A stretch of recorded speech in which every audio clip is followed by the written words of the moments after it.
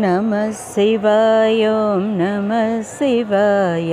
गंगाधराधर नमः शिवाय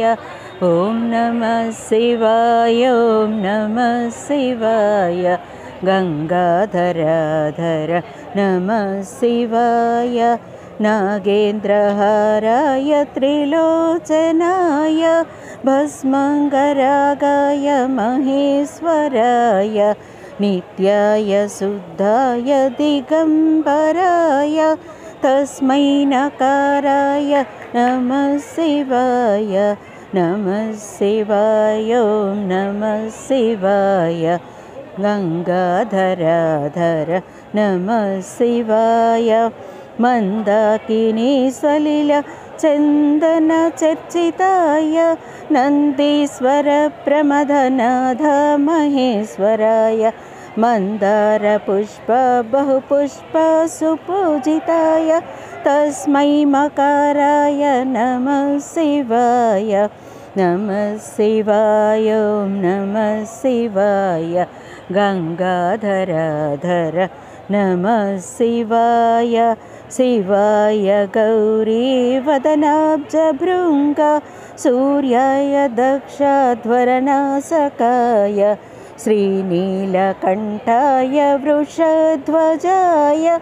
तस्मै शिकाराय नमः शिवाय नमः शिवाय ॐ नमः शिवाय गंगाधराधर नमः शिवाय